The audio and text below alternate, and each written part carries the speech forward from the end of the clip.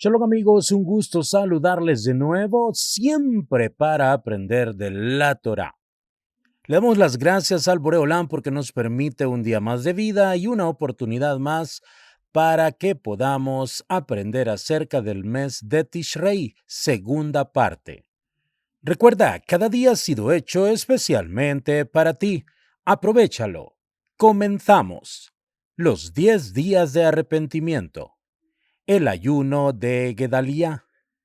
En el día inmediatamente posterior a Rosh Hashanah, el 3 de Tishrei, observamos el ayuno de Gedalía. En la Biblia, Zacarías 7:5 se hace referencia a este como el ayuno del séptimo, ya que es observado en Tishrei, el séptimo mes contado a partir de Nisan.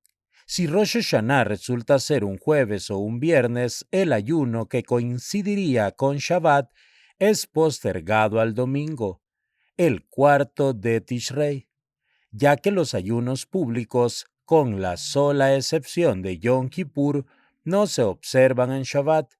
El ayuno comienza al amanecer y se extiende hasta la aparición de las estrellas por la noche. En la repetición de la Amidá de Shaharit, el Hazán recita Aneinu, un párrafo especial que se agrega en los días de ayuno. Se saca la Torá del Aron Kodesh, del arca, y se leen los pasajes de Baijal, Shemot 32:11 al 14 y 34, 1 al 10. Este ayuno fue decretado por nuestros sabios para conmemorar el asesinato de Gedalía, el hijo de Ahicán, a mano de Ismael, hijo de Netaniah, instigado por el rey de Amón. Con la muerte de Gedalía, se extinguió la última llama de autonomía judía luego de la destrucción del primer Beit Hamikdash. Miles de personas fueron masacradas y aquellas que sobrevivieron fueron conducidas al exilio. Cuando Nebuchadnezzar, rey de Babilonia, destruyó el Beit Hamikdash y condujo a los judíos al exilio, permitió que un remanente permaneciera en la tierra de Israel, nombrando como gobernador a Gedalía. Los judíos que habían escapado a Moab, Amón, Edom y otros países vecinos regresaron a la tierra y cultivaron las áreas que el rey babilónico les había asignado. Cuidaron los viñedos y gozaron de un nuevo respiro de su anterior opresión. Pero la tregua fue demasiado breve. El rey de Amón era hostil y envidioso, y así fue que envió a Ismael para que asesinara a Gedalía. En el mes de Tishri, Ismael salió al encuentro de Gedalía en la ciudad de Mitzpah. Aunque Gedalía había sido prevenido respecto de las intenciones de Ismael, no creyó en los informes que recibió, considerándolos una calumnia. Gedalía recibió a Ismael y le rindió grandes honores. Ismael asesinó a Gedalía y a muchos de los judíos presentes, así como también a la guardia caldea que Nebuchadnezzar había asignado a su gobernador. Aquellos judíos que permanecían en la tierra de Israel temieron la inevitable venganza del rey babilónico y huyeron a Egipto. Así el remanente que había quedado en el país se dispersó y la tierra quedó desolada. En conmemoración de estos trágicos acontecimientos, los sabios establecieron el ayuno del séptimo mes, en el día del asesinato de Gedalía. Algunos sostienen que Gedalía fue asesinado el primer día de Tishri y que el ayuno fue postergado hasta el tercer día, ya que no tenemos permitido ayunar en esa fecha.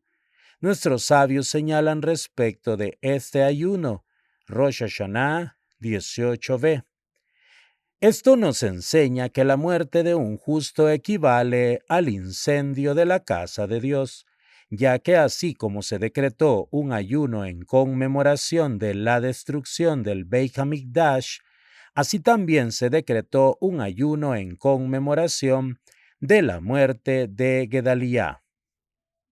Entre Rosh Hashanah y Yom Kippur.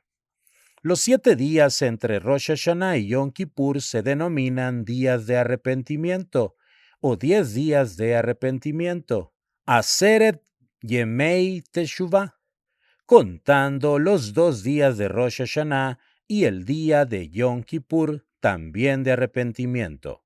También se denominan Bein Kese Leazor, entre la ocultación de la luna en Rosh Hashanah y el 10º Yom Kippur. Estos nombres sirven para recordarle al hombre la esencia de este período, que en él está suspendido entre los 2 días de juicio de Rosh Hashanah, cuando se inscribe su veredicto, y Yom Kippur el día en que éste es sellado. La persona que toma conciencia de la importancia de ello no apartará sus pensamientos del temor al juicio y el deber del arrepentimiento. Los 10 días de arrepentimiento.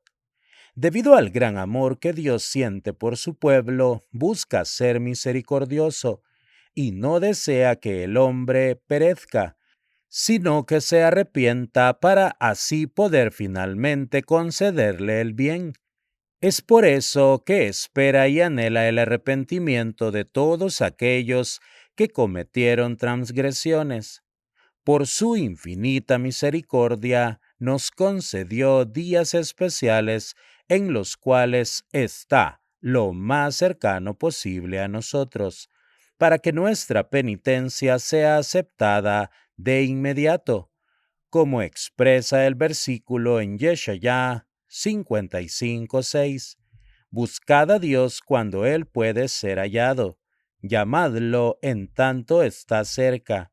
Nuestros sabios comentaron: esto nos enseña que hay momentos en los que es posible encontrar a Dios y momentos en los que no es posible encontrarlo, momentos en los que está cerca y momentos en los que no está cerca. ¿Cuándo es posible encontrarlo y está cerca? En los 10 días que median entre Rosh Hashanah y Yom Kippur. De este modo, aunque el arrepentimiento y la plegaria son siempre apropiados, lo son especialmente en los 10 días entre Rosh Hashanah y Yom Kippur, ya que se aceptan de inmediato. Durante estos días se recitan plegarias adicionales, se dicen selijot, plegarias de penitencia, especiales antes de la salida del sol, y somos especialmente cuidadosos en cumplir misbot. Es conveniente que durante estos días la persona se ocupe menos de los asuntos mundanos, aumente su estudio de Torá y se preocupe por practicar caridad. Quienes son piadosos y temerosos de Dios cuidan saldar sus deudas y obligaciones antes de Yom Kippur. Las personas meticulosas, ansiosas por cumplir misbot, hacen hincapié en comprar durante estos 10 días con anticipación un etrog particularmente bello. Durante todo el período de los 10 días de arrepentimiento, desde Ma'ariv, en la primera noche de Rosh Hashanah, hasta la plegaria de cierre de Neilá en Yom Kippur, en las comunidades askenazíes se modifica el texto del Kadish. Se repite la palabra Le'elá, más allá de, y decimos Le'elá, Ule'elá. En algunas comunidades, este cambio se realiza solo durante la plegaria de cierre de Yom Kippur, Neilá. El texto de todo el año hace referencia a la glorificación de Dios más allá de toda bendición existente. La repetición de dicha palabra en los 10 días de arrepentimiento revela un mayor grado de exaltación divina, aún que armoniza con el tema principal de los 10 días temibles, la aceptación de la soberanía divina. Además, debido a que el número total específico de palabras en el Kadish tiene una particular importancia, se contraen otras dos palabras, de manera tal que el número total de palabras permanezca constante. En lugar de Min Kol Birjata, decimos Mikol Birjata. El Talmud Yerushalmi Shabbat 1 relata lo siguiente. Rabbi Hiyá Hagadol ordenó a Rab: si puedes comer durante todo el año en un estado de pureza ritual, hazlo. Si no, al menos come en estado de pureza 7 días durante el año. Abija Ezri comenta que recibió por tradición que los 7 días de los que se hacía referencia eran los 7 días entre Rosh Hashanah y Yom Kippur. El Rosh escribe: así era costumbre en Ashkenaz, Alemania y las comunidades que siguen la tradición alemana, que incluso aquellas personas que generalmente no se abstenían de comer pan horneado por gentiles, tomaban la precaución de no hacerlo durante los 10 días de arrepentimiento. Plegarias de los 10 días de arrepentimiento. El orden de las plegarias de los 10 días de arrepentimiento es el mismo que se sigue durante todo el año, excepto que en la amida silenciosa se agrega Sohreinu, recuérdanos para la vida, y Mi Jamoja, ¿quién es como tú? En las dos primeras bendiciones y Ujto, inscribe para una vida buena, y Uvesefer, en el libro de la vida, en las dos bendiciones finales. Quien olvidó agregar estas frases y pronunció el nombre de Dios de la respectiva bendición no debe retroceder para recitarlas. Esto es válido también para Rosh Hashanah y Yom Kippur. Al final de la tercera bendición, reemplazamos la frase Jael Hakadosh, el Dios Santo, por Hamelech Hakadosh, el Rey Santo. Quien olvida hacer este cambio y dice el Dios Santo, si lo recuerda Toch Kedei Dibur, dentro del tiempo que lleva a decir Shalom Aleja Rabí, puede corregirse diciendo el Rey Santo. De lo contrario, debe comenzar la amidá nuevamente. En la bendición, Hashiva Shofteinu, restablece a nuestros jueces, concluimos con las palabras Hamelech Hamishpat, el rey del juicio, y en lugar de Melech Ohev Tzedakah Mishpat, rey que ama rectitud y justicia, quien lo olvidó y concluyó con las palabras del texto usual, no necesita recitar de nuevo la bendición, ya que de todos modos hizo mención del reinado de Dios al pronunciar la palabra Melech. No obstante, es apropiado que al concluir la amidá vuelva a repetirla como obsequio, sin necesidad de agregar pedido nuevo alguno. Al concluir la amidá y análogamente en el Kadish, hay quienes, en lugar de Ose Shalom, el que hace la paz, dicen Ose Hashalom, el que hace la paz. Luego de la repetición de la amidá, en Shacharit y en Minjá se recita Avinu Malkeinu, salvo en Shabbat y los viernes por la tarde. Entre los sefardíes hay quienes lo recitan incluso en Shabbat. El Salmo 27, por David, Dios es mi luz y mi salvación, se recita diariamente 2 veces, después de Shacharit, la plegaria matutina, y de Ma'ariv, la plegaria de la noche. Algunas congregaciones recitan este salmo luego de Minjá, la plegaria de la tarde. Así se hará hasta Hoshana Rabbah, el séptimo día de Sukkot. En muchas comunidades sefardíes, este salmo se recita todo el año a excepción de Shabbat. Teshuvah, arrepentimiento. El arrepentimiento expía todas las transgresiones.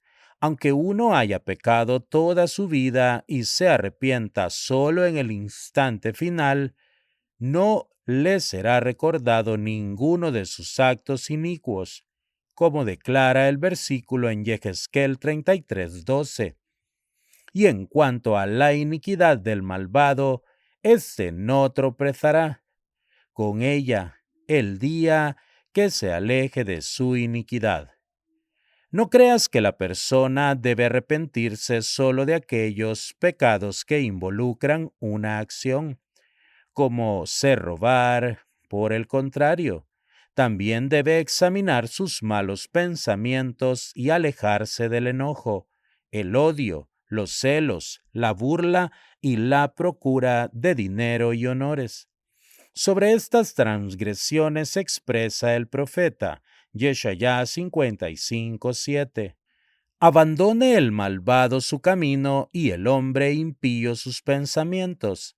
Es más fácil alejarse de este tipo de pecados que de las acciones prohibidas, ya que cuando uno se encuentra inmerso en ellos, resulta muy difícil abandonarlos. El hombre debe centrar especialmente sus esfuerzos en arrepentirse de aquellos pecados o rasgos negativos de su personalidad que se han vuelto parte intrínseca de su ser. No debe postergar su arrepentimiento y así no se convertirá en alguien que dice a sí mismo, pecaré y luego me arrepentiré. Pues nuestros sabios dijeron que a semejante persona no se le concede la oportunidad de arrepentirse, dado que en este caso la persona pecó pensando que más tarde podrá arrepentirse. Su arrepentimiento termina siendo la causa de su pecado y por lo tanto no es aceptado. Por el contrario, del hombre que generalmente comete pecados y corrige su hábito a través del arrepentimiento, erradicando ese pecado de su ser y abandonándolo totalmente, se dice que es tan preciado por Dios como aquel que trae una importante ofrenda al altar, y su recompensa es inmensa.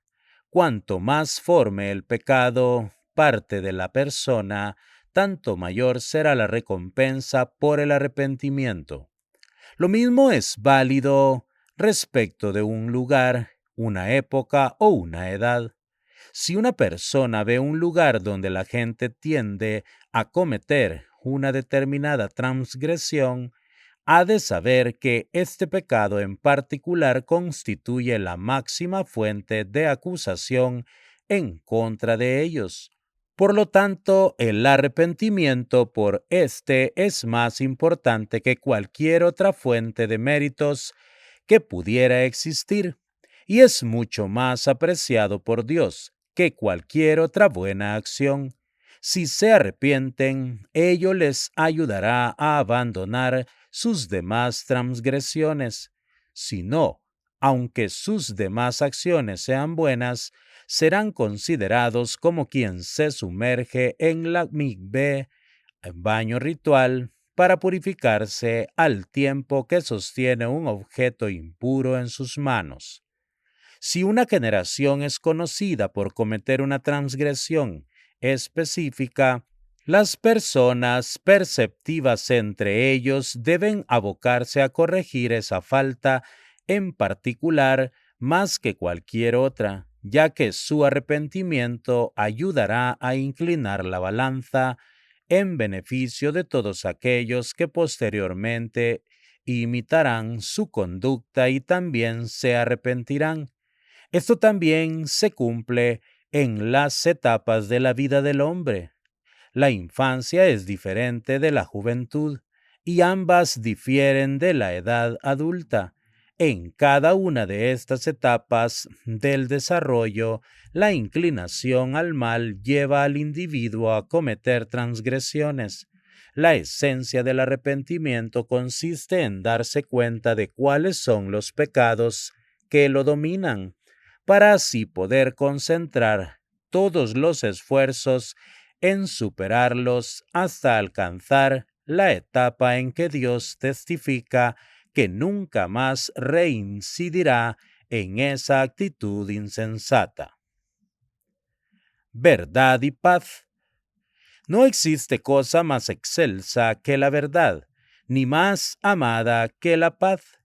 Esto es cierto en todos los hombres en general, y en especial en la juventud. Los jóvenes que cultivan estas cualidades no llegarán al mal. Y si alguien comete un pecado, el compromiso a decir la verdad y buscar la paz lo conducirá al arrepentimiento y al abandono del pecado. Así fue en todas las épocas y particularmente en la actual, en la que tantos han abandonado estos valores. La mentira predomina y son pocos los que evitan las discusiones. No existe un factor más apropiado que la búsqueda de la verdad y el aprecio por la armonía para conducir al hombre al arrepentimiento. Se cuenta la historia de un hombre que cometió muchos pecados. Robó, mintió y estaba involucrado en todo tipo de acto abominable. Un día su corazón se volcó hacia el arrepentimiento, pero el hombre no sabía por dónde comenzar. Se acercó a un conocido sadik y le dijo: «He transgredido todo lo que la Torá prohíbe. Enséñame el camino para que pueda arrepentirme de mis pecados y no reincidir en ellos en el futuro». El sadik le preguntó: «Si te digo que el arrepentimiento es sumamente difícil, ¿querrías aún seguir mi consejo?». El hombre respondió: «Incluso si me dijeras que debo arrojarme dentro de un horno encendido, lo haría». Entonces el sadik preguntó: «¿Y si lo que te diré es mucho más difícil aún? ¿Querrías todavía seguir mi consejo?». El hombre contestó: «Sí». El sadik dijo entonces: «Regresa a tu casa en paz, come lo que desees y haz lo que te plazca. Pero si alguien te pregunta: ¿qué has hecho?, no mientas, di la verdad. Ese será tu arrepentimiento». El hombre regresó a su casa y siguió el consejo del sadik. Una vez, cuando estaba a punto de robar, pensó de inmediato: «¿Qué pasaría si me arrestaran por sospechoso? Me preguntarán: ¿robaste? No podré mentir y seré encarcelado». De esta forma se abstuvo de robar. Lo mismo sucedió cada vez que su inclinación al mal lo incitaba a hacer algo incorrecto. Como había jurado decir siempre la verdad, constantemente se abstenía de actuar inadecuadamente. Una vez, cuando su inclinación al mal se apoderó de él y transgredió, confesó de inmediato que había pecado y la confesión le impidió reincidir en éste. Tal como la verdad es una buena barrera que protege al hombre del pecado y lo conduce al arrepentimiento, de la misma manera la paz es una fuerza que lleva a la persona a comportarse correctamente. Toda persona que ama la paz y no pelea con sus maestros, familia y amigos aprenderá de ellos bondad y siempre andará en sus caminos correctos. Ellos, a su vez, aprenderán de su comportamiento decoroso. De esta manera la persona logra méritos para sí y también los confiere a los demás. Dicha persona puede tener la certeza de que el pecado no se cruzará en su camino. Las bases del arrepentimiento. Rabbeinu Yonah escribe que el arrepentimiento consta de 3 etapas: contrición, confesión y abandono del pecado. El Midrash Vaikra Rabá 3 declara: Rab Bibi Bar Abaye enseñó: ¿cómo debe uno confesar sus pecados en la víspera de Yom Kippur? Debe declarar: reconozco toda mala acción que he cometido ante ti. He estado en el mal camino. Todo lo que hice, no volveré a hacerlo. Sea tu voluntad, Dios mío, disculpar todos mis pecados, perdonar todas mis transgresiones y concederme expiación por todas mis iniquidades. Como declara el versículo Yeshayá 55:7, que abandone el malvado sus caminos y el hombre impío sus pensamientos.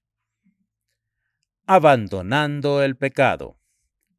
Nuestros sabios enseñaron que se considera arrepentimiento completo, aquel que incluye el abandono del pecado. ¿Hasta qué punto? Hasta que Él, quien conoce lo oculto, da testimonio de que esta persona no reincidirá en el pecado. Maimónides, Leyes de Teshuvá, número 2. Sin embargo, si el hombre se arrepiente de su pecado, evita reincidir en él durante un tiempo y luego vuelve a su hábito pecaminoso, aunque será recompensado por evitarlo durante ese tiempo, no puede ser considerado un penitente y sus pecados originales siguen sin expiación plena, ya que todavía lo llevan a comportarse erróneamente. Puesto que el arrepentimiento genuino, teshuvá, es tan complejo, uno nunca debe sentirse conforme y siempre lo acosará la preocupación de si cumplió adecuadamente la misbah de teshuvá o no. Se preguntará si sus nuevos pecados son tal vez el resultado de pecados anteriores que aún no abandonó por entero. El versículo en Yeshayá 55:6 declara: buscad a Dios mientras Él puede ser hallado. Los sabios explicaron que esto se refiere a los 10 días entre Rosh Hashanah y Yom Kippur. Es por ello que muchas personas se preocupan de no dejar pasar estos días sin rectificar al menos una acción incorrecta. Cada año asumen el compromiso de enmendar otro pecado y construir otra valla protectora que jamás volverán a violar. Aunque la acción elegida sea insignificante, y aun si rectificarla no demanda demasiado esfuerzo, su arrepentimiento sigue siendo de gran valor, pues le permite relacionarse con el auténtico arrepentimiento. El poder del arrepentimiento. Maimónides escribe en Leyes de Teshuvá 7:7. La Teshuvá acerca a Dios a aquellos que se han distanciado. Previo a su arrepentimiento, el pecador era aborrecido por Dios, pero ahora cuando se arrepiente es amado, preciado, próximo a Dios, un amigo. ¿Cuán excelsa es la virtud de la Teshuvá? Ayer el pecador estaba separado del Dios de Israel, como declara el versículo Yeshayá 59:2. Vuestros pecados se interponían entre vosotros y vuestro Dios. Clama y no obtiene respuesta, como expresa el versículo en Yeshayá 1:15. Aún de aumentar plegaria, yo no escucho. Realiza misbot y les son echadas en cara, como declara el versículo Yeshayá 1:12. ¿Quién os ha pedido esto? Pisotear mis atrios. Pero hoy, esta misma persona se aferra a la Shejinah, a la presencia divina, como expresa el versículo en Devarim 4:4. Y vosotros que os aferráis a Dios vuestro Señor, clama y obtiene respuesta inmediata, como declara el versículo en Yeshayá 65:24. Y será que antes de que clamen, yo responderé.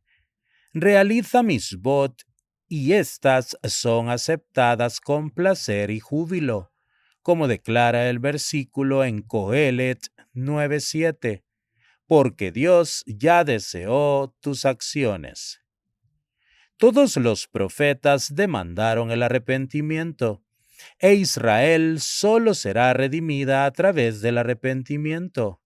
La Torá promete que todo el pueblo de Israel está destinado a arrepentirse finalmente, y entonces será inmediatamente redimido, como declara el versículo en Devarim 31, y será cuando todos estos acontecimientos te sucedan.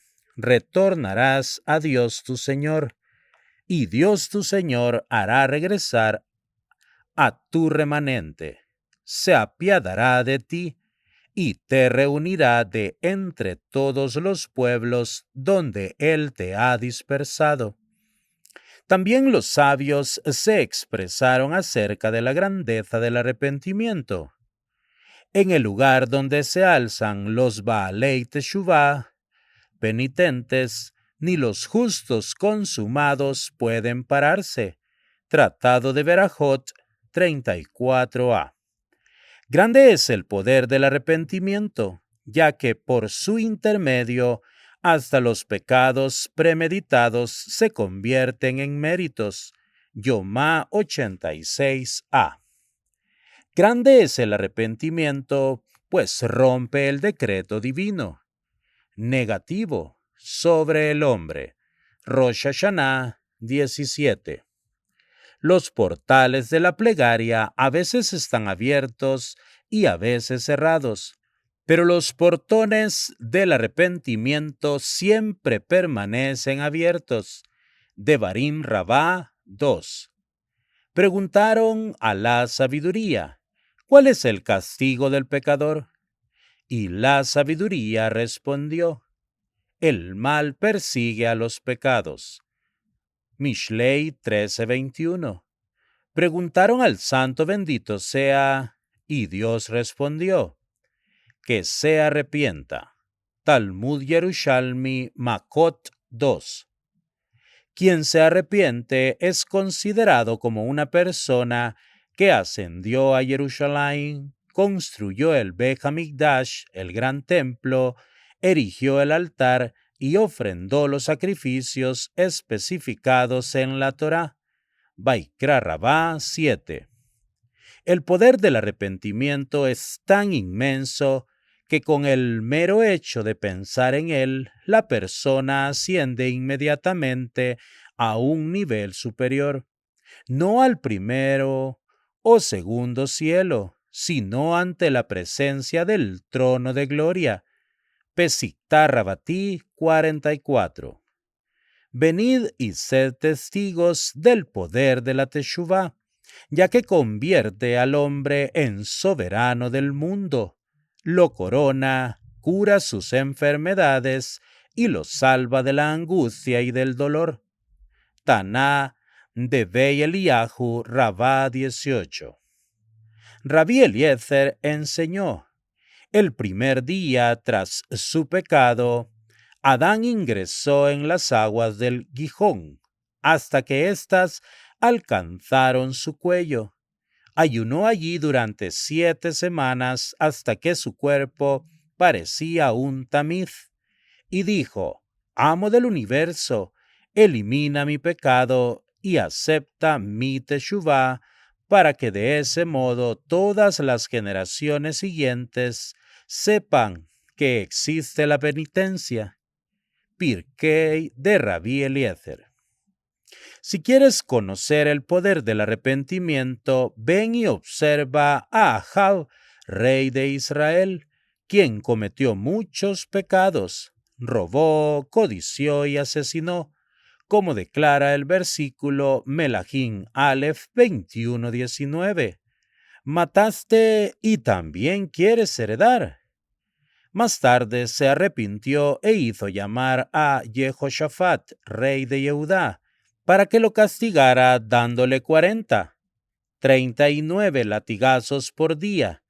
Ayunó y rezó mañana y noche, dedicando todo su tiempo al estudio de la Torá. No reincidió en su mal comportamiento y su arrepentimiento fue aceptado, como testifica el versículo. ¿Has visto cómo se ha acercado Ahab a mí con humildad? Puesto que se ha acercado a mí con humildad, no traeré el mal en sus días. Pirkei de Rabí Eliezer. Entre el hombre y sus semejantes. Se nos enseña que el arrepentimiento no logra el perdón de las faltas cometidas contra otras personas, pues la expiación para este tipo de pecado puede obtenerse solo cuando uno se reconcilia con la persona a la cual ocasionó el daño. Es por ello que durante los 10 días de arrepentimiento es costumbre que todos busquen la reconciliación, ya que es posible que uno haya cometido una falta en perjuicio de otra persona sin siquiera haberse dado cuenta de ello. Si una persona tiene la certeza de que ha procedido mal respecto de otra, no debe dudar ni esperar a que la otra se le acerque para disculparse. Tampoco debemos ser rencorosos ni negar la reconciliación a quien ha procedido mal con nosotros. Por el contrario, hemos de perdonar de inmediato. Nuestros sabios nos enseñan. Sucedió cierta vez que Rabí Abba estaba sentado en las puertas de Lod y vio a un viajero fatigado que se aproximaba por el camino. El hombre ingresó a una ruina, tomó asiento cerca de una pared a punto de derrumbarse y se quedó dormido. Rabí Abba fue entonces testigo de lo siguiente. Una víbora salió de su hoyo y se deslizó en dirección al lugar donde dormía el forastero. De pronto un animal emergió de entre las profundidades de la ruina y mató a la víbora. Cuando el hombre despertó y vio la víbora muerta cerca de él, se levantó bruscamente y emprendió la marcha. Mientras se alejaba, la pared, tambaleante, se derrumbó, cayendo exactamente en el sitio donde había estado sentado. Rabí Abba se le acercó y preguntó: «Por favor, cuéntame sobre ti y tu forma de vida, ya que Dios ha realizado 2 milagros en tu favor. Es imposible que lo sucedido sea apenas producto de la casualidad». El hombre respondió: «Nunca alguien ha cometido una falta contra mí sin que yo luego me reconciliara con esa persona y le concediera mi perdón. En caso de no haber podido hacerlo personalmente de inmediato, no me iba a dormir sin antes haberla perdonado en mis pensamientos, y no daba excesiva importancia a lo que me hubiera hecho. Además, a partir de ese mismo día, hacía todo lo posible por hacerle un bien». Dijo Rabí Abba: «Este hombre merecía que Dios realizara un milagro tras otro en su favor». Lloró Rabí Abba y dijo: «Este hombre era más grande aún que Yosef, porque en el caso de Yosef fueron sus propios hermanos los involucrados y es natural que él fuera misericordioso con ellos, mientras que este hombre es misericordioso e indulgente incluso con extraños». Zohar Miketz. Leemos en Pirkei de Rabí Eliezer. Cuando Rabbi Shimon ben Lakish era joven, integraba una banda de ladrones. Más tarde se arrepintió sinceramente del mal que había ocasionado, rezando y ayunando, y pasó el resto de sus días dedicado al estudio de Torá y el cumplimiento de Mitzvot. Dos de sus anteriores compañeros murieron el mismo día que él. Rabbi Shimon ben Lakish entró en el Gan Eden, paraíso, mientras que sus colegas fueron llevados al infierno. Se quejaron estos diciendo: Amo del universo, ¿acaso discriminas? Dios les respondió: el rabí Shimon ben Lakish se arrepintió en vida, mientras que ustedes no. A lo que ellos replicaron: concédenos una oportunidad y también nosotros nos arrepentiremos. Les respondió Dios: la teshuvá solo es posible hasta el día de la muerte. ¿A qué puede ser esto comparado? A una persona que se dispone a hacer un viaje por mar. Si olvida llevar provisiones, no tendrá que comer durante el viaje, ya que nada encontrará en alta mar. O puede compararse a la persona que cruza el desierto. Si no lleva pan y agua consigo, no tendrá que comer y beber, ya que ciertamente nada encontrará en el desierto. Del mismo modo, si una persona no se arrepiente durante su vida, la expiación que se logra por intermedio de la teshuvá no será posible después de la muerte. Pirkei de Rabí Eliezer 43. Nuestros sabios enseñaron: Rabí Eliezer dijo: arrepiéntete un día antes de morir. Sus alumnos le preguntaron: ¿acaso hay alguien que conoce con antelación el día de su muerte? Les contestó él: con más razón, debe retornar hoy, por si muere mañana. De esta forma pasará todos sus días en Teshuvá. Shabbat 153a. Los niños proveen de méritos a sus padres. Dijo el Magid, predicador de Dubno: mis queridos y sagrados niños, mis preciados y amados jóvenes, os contaré una parábola para que podáis comprender con cuánto fervor debéis abrir vuestros corazones al Rey Santo, bendito sea, en los días temibles que se aproximan. Un hombre caminaba con su pequeño hijo. Cada vez que llegaban a un sitio que representaba alguna dificultad, un río, una montaña empinada o un valle profundo, el padre alzaba al niño y lo cargaba sobre sus hombros hasta que el camino se tornaba fácil. Un día, ya casi de noche, llegaron a una ciudad fortificada. Los portones estaban cerrados y las únicas aberturas que se veían en el muro eran unas ventanas muy pequeñas. Dijo el padre a su hijo: bien sabes, hijo mío, que siempre te traté con enorme compasión, cargándote en mis hombros y mis brazos cada vez que el camino se tornaba difícil para ti. Pero ahora sin duda ves que no existe ninguna otra forma que nos permita ingresar a la ciudad. A menos que tú, hijo mío, escales el muro, te introduzcas por sus ventanas y me abras los portones de la ciudad desde adentro. La moraleja es la siguiente: bien sabéis vosotros, queridos niños, niños sagrados, que todo lo que necesitáis os lo proporcionan vuestros padres. Pero no ocurre lo mismo en estos días temibles. Cuando nos acercamos al palacio de Dios por medio de la plegaria y la penitencia, solo para encontrar los portones cerrados.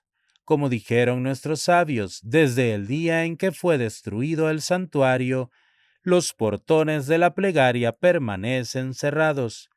Nuestras plegarias no podrán ingresar a menos que vosotros, mis queridos niños, que sois más livianos que el águila, ascendáis al cielo como pájaros para abrirnos los portones de la luz, la compasión y la misericordia a través de las plegarias que brotan de lo profundo de vuestros corazones, porque el clamor de un niño surge de labios que no fueron manchados por el pecado, y por lo tanto puede penetrar los ventanales del cielo.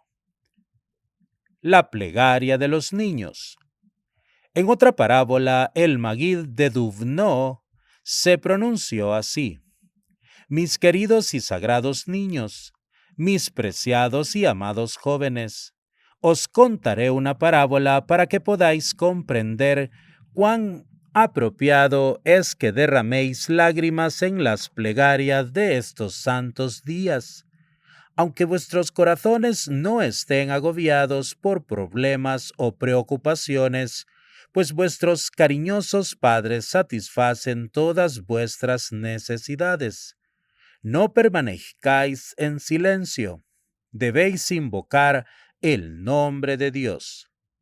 Sucedió cierta vez que un niño enfermó gravemente. Su padre convocó a uno de los mejores médicos y gastó dinero desmesuradamente en su cuidado, pero todo era en vano. Entonces hizo traer a los especialistas de mayor renombre, pero estos le dijeron que no quedaban esperanzas. Solo restaba una cosa por hacer: recitar Teilín, salmos, e implorar la misericordia divina ante el más excelso curador, el Dios omnipotente de los cielos.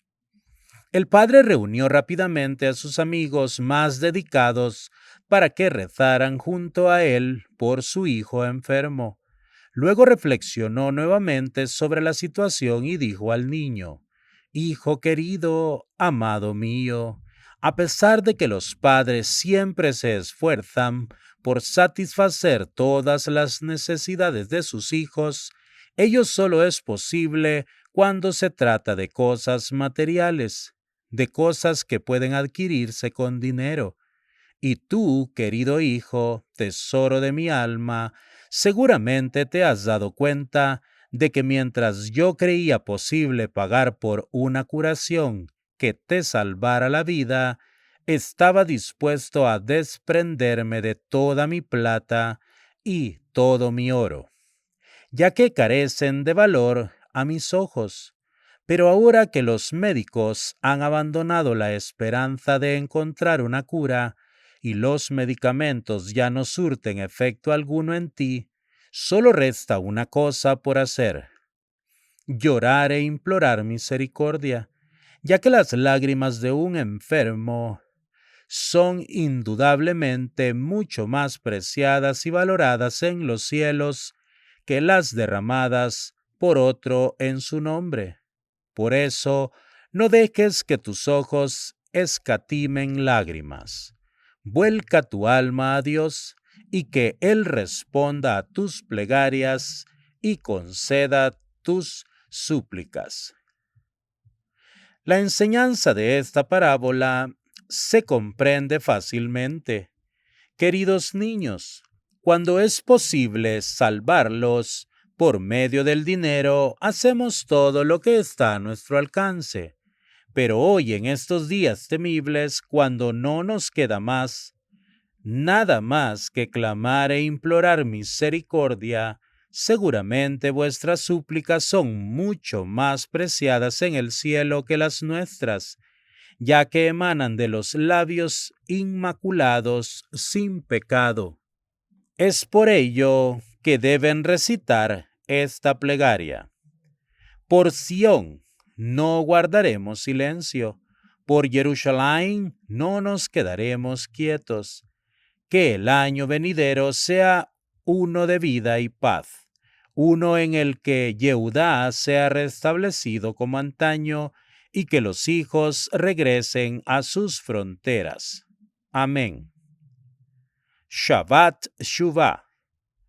El Shabbat comprendido entre Rosh Hashanah y Yom Kippur recibe el nombre de Shabbat Shuvah, ya que en él se lee la Haftará, la sección de los profetas, luego de la lectura de la Torá, que comienza con las palabras Shuvá Israel, retorna Israel, de la profecía de Osea.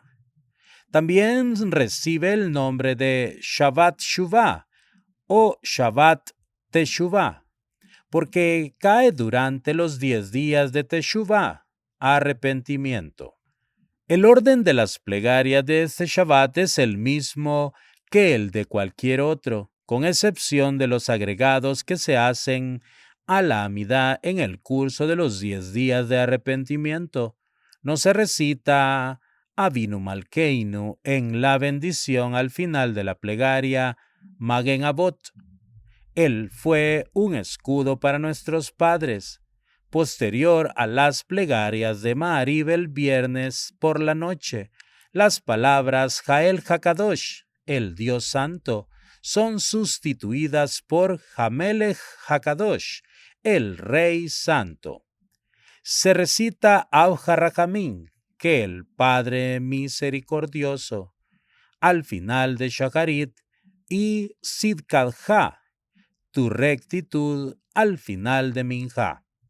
En la mayoría de las comunidades judías es costumbre que el rabino de la ciudad y de la congregación se explaye acerca de la Teshuvá y ponga énfasis en la gravedad de las transgresiones para que la gente vuelque su corazón hacia el arrepentimiento. Nuestros sabios dijeron que cuando el sabio habla al pueblo, Dios perdona los pecados de Israel. El Shabbat fue entregado al pueblo judío como un día especial para dedicarlo al estudio de la Torá y a la plegaria, y aunque siempre debe tratarse de no desperdiciar el tiempo en cosas vanas o conversaciones inapropiadas, en Shabbat Shuvá debe ponerse especial cuidado en concentrarse íntegramente en el estudio de la Torá. Las plegarias y las reflexiones sobre Teshuvá, logrando así el perdón por cualquier conducta impropia que haya podido empañar la santidad de algún otro Shabbat. Retorna Israel.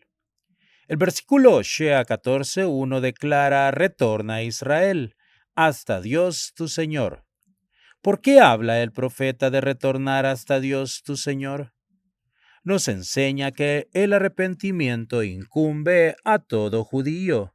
No existe nadie tan justo que no precise arrepentirse, ni tan malvado que no pueda arrepentirse. Incluso si alguien es un gran sadik y todas sus acciones y pensamientos son perfectamente puros, también a él se le dice retorna Israel. Cuando más grande sea una persona, más excelso es su arrepentimiento, llegando al mismísimo trono celestial, hasta Dios, tu Señor. Además, Dios pone su nombre sobre esta persona, ya que el versículo declara, tu Señor, en lugar de el Señor. Y aun si una persona es sumamente malvada, negándolo todo y diciendo a Dios, déjame pues no deseo conocer tu camino, tampoco su senda al arrepentimiento se cierra. Dios no lo aleja de sí y con todo es convocado a arrepentirse hasta Dios tu Señor. Nuestros sabios enseñaron, Rabí Yehudá ben Shimón dijo, retorna a Israel hasta Dios tu Señor, incluso si niegas la fe. Rabí Elazar agregó, normalmente a una persona que ofende a su amigo en público y luego le pide perdón se le dice, me has ofendido en público y me pides perdón en privado. Ve y trae a todas esas personas ante quienes me ofendiste, y entonces te perdonaré. Pero Dios no actúa así. El hombre se alza en público, blasfema y niega, y aún así Dios le dice, regresa en arrepentimiento en privado, entre tú y yo, y te perdonaré. Yalkut Shimoni Oshea 532. Amigos, hasta aquí la lectura de este día. El Boreolán mande Parnasá Tová a sus mesas, tanto espiritual como materialmente, y que seamos inscritos en el libro de la vida y el perdón.